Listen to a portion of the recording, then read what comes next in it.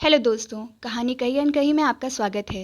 किसी जमाने की बात है, एक आदमी था। उसका नाम था सूर्य नारायण। वह स्वयं तो देवलोक में रहता था, किंतु उसकी माँ और स्त्री इसी लोक में रहती थीं। सूर्य नारायण 1.25 मन कंचन इन दोनों को देता था और 1.25 मन सारी प्रजा को। प्रजा चैन से दिन काट रही थी, किंतु माँ बहू के दिन बड़ी मुश्किल से गुजर रहे थे। दोनों दिनों दिन सूखती जा रही थीं। एक दिन बहू ने अपनी सास से कहा, सासू जी, और लोग तो आराम से रहते हैं, पर हम भूखों मरे जा रहे हैं। अपने बेटे से जाकर कहो ना, वे कुछ करें। बुढ़िया को बहू की बात जच गई। वह लाठी टेकती टेकती देवलोक पहुंची। सूर्य नारायण दरबार में बैठे थे। द्वारपाल ने जाकर उन्हें खबर दी, महाराज, आपकी माता जी आई हैं। सूर्य नारायण ने पूछा, कैसे हाल हैं? द्वारपाल ने कहा, महाराज, हाल तो कुछ अच्छे नहीं हैं। फटे पुराने मैले कुचैले कपड़े पहने हैं, साथ में ना कोई नौकर है न चाकर। सूर्य नारायण ने हुक्म दिया, आओ बाग में ठहरा दो। ऐसा ही किया गया। सूर्य नारायण कामकाज से निपट कर माँ के पास गए। पूछा, कहो माँ, कैसे आई? बुढ़िया बोली, बेटा तू सारे जग को पालता है, मगर हम भूखों मरती हैं। सूर्य नारायण को बड़ा अचरज हुआ। उसने पूछा, क्यों माँ, भूखों क्यों मरती हो? जितना कंचन तुमको देता हूँ उतना बाकी की दुनिया को देता हूँ। दुनिया तो उतने कंचन में चैन से रह रही है, तुम उसका आखिर करती क्या हो? बुढ़िया बोली, बेटा हम कंचन को हांडी में उबाल लेती हैं, फिर वह उबला हुआ पानी पी लेती हैं। सूर्य नारायण हंसते हुए बोला, मेरी भोली माँ, कंचन कहीं उबाल कर पीने की चीज़ है। इसे तुम बाजार में बेचकर बदले में अपनी मनचाही चीजें ले आया करो, तुम्हारा सारा दुख दूर हो जाएगा। बुढ़िया खुश होती हुई वापस लौटी। इस बीच बहू शहद की मक्खी बनकर देवलोक में आ गई थी। उसने माँ बेटे की सारी बातचीत सुन ली थी। चर्चा खत्म होने पर वह बुढ़िया से पहले ही घर पहुंच गई और सूर्य नारायण ने जैसा कहा था, कंचन को बाजार में बेचकर घी, शक्कर, आटा, दाल सब ले आई। बुढ़िया जब लाठी टेकती टेकती वापस आई तो बहू ने भोली बनकर पूछा, सासू जी, क्या कहा उन्होंने? सास घर के बदले रंग ढंग देखकर बोली, जो कुछ कहा था वह तो तूने पहले ही कर डाला। सास बहू के दिन आराम से कटने लगे। इनके घर में इतनी बरकत हो गई कि दोनों से लक्ष्मी समेटी नहीं जाती थी। दोनों घबरा गईं। एक दिन बहू ने सास से कहा, सासू जी, तुम्हारे बेटे ने पहले तो दिया नहीं, अब दिया तो इतना कि संभाला ही नहीं जाता। उनके पास फिर जाओ, वे ही कुछ तरकीब बताएंगे। बुढ़िया बहू के कहने से फिर चली। इस बार बुढ़िया ने नौकर चाकर लाव लश्कर साथ ले लिया। पालकी में बैठकर ठाठ से चली। बहू शहद की मक्खी बनकर पहले ही वहां पहुंच गई। बुढ़िया के पहुंचने पर द्वारपाल ने सूर्य नारायण को खबर दी, महाराज, आपकी माँ आई हैं। सूर्य नारायण ने पूछा, कैसे हाल आई हैं? द्वारपाल ने कहा, महाराज, बड़े ठाट बाट से, नौकर चाकर, लाव लश्कर सभी साथ हैं। सूर्य नारायण ने कहा, महल में ठहरा दो। बुढ़िया को महल में ठहरा दिया गया। कामकाज से निपटकर सूर्य नारायण महल में आया। माँ से पूछा, कहो माँ, अभी भी पूरा नहीं पड़ता? माँ बोली, नहीं बेटा, अब तो तूने इतना दे दिया कि उसे संभालना मुश्किल हो गया है। हम तंग आ गई हैं। अब हमें बता कि हम उस धन का क्या करें?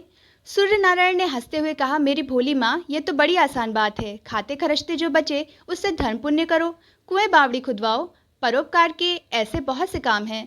शहद की मक्खी बनी बहू पहले ही मौजूद थी। उसने सब सुन लिया और फौरन घर लौटकर सदाव्रत बिठा दिया।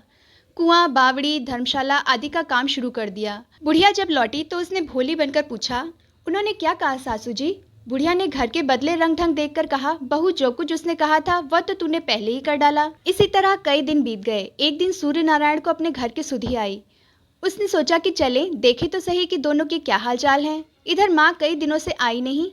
यह सोच सूर्य नारायण साधु का रूप धरकर आया। आते ही इनके दरवाजे पर आवाज लगाई, अलख निरंजन। आवाज सुनते ही बुढ़िया मुट्ठी में आटा लेकर साधु को देने आई। साधु ने कहा, माई, मैं आटा नहीं लेता, मैं तो आज तेरे यहाँ ही भोजन करूंगा।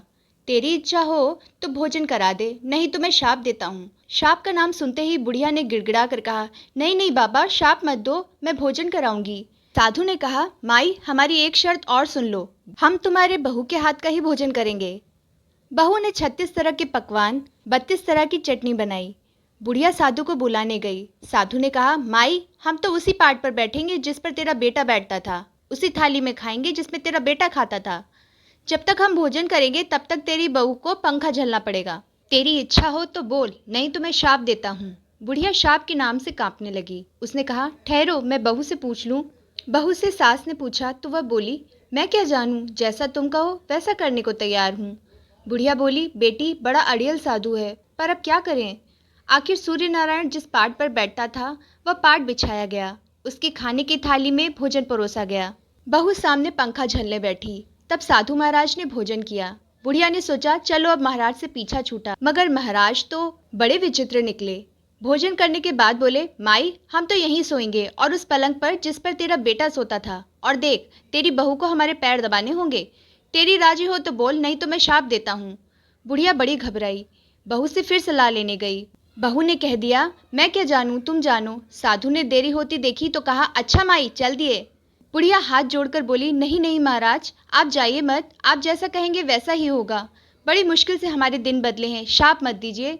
सूर्य नारायण जिस पलंग पर सोता था, पलंग बिछाया गया। साधु महाराज ने शयन किया। बहू उनके पैर दबाने लगी। तभी 6 महीने की रात हो गई। सारी दुनिया त्राही त्राही करने लगी। अब बुढ़िया समझी कि यह तो मेरा ही बेटा है।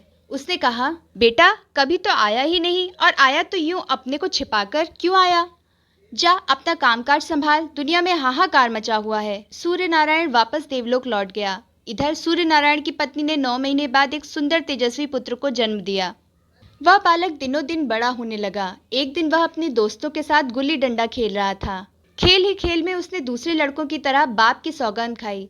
उसके साथी उसे चिढ़ाने लगे, तेरे बाप है कहाँ, तूने कभी उन्हें देखा है, तू बिना बाप का है। लड़का रोता रोता अपनी दादी के पास आया, बोला, माँ मुझे बता कि मेरे पिताजी कहाँ हैं। बुढ़िया ने सूर्य नारायण की ओर उंगली से संकेत कर कहा, वे रहे बेटा, तेरे पिता को तो सारी दुनिया जानती है। बालक ने मचलते हुए कहा, नहीं माँ, सचमुच के पिता बता। बालक ने जिद ठान ली। बुढ़िया उसे लेकर देवलोक चली। नौकर चाकर साथ में लेकर पालकी में सवार होकर वहां पहुंचे। महल में ठहराए गए। सूर्य नारायण कामकाज से निपटकर महल में आए। बुढ़िया ने उनकी ओर संकेत कर कहा, ये हैं तेरे पिता। सूर्य नारायण ने बालक को गोदी में लेकर प्यार किया। बालक का रोना बंद हो गया। उस दिन से वे सब चैन से रहने लगे।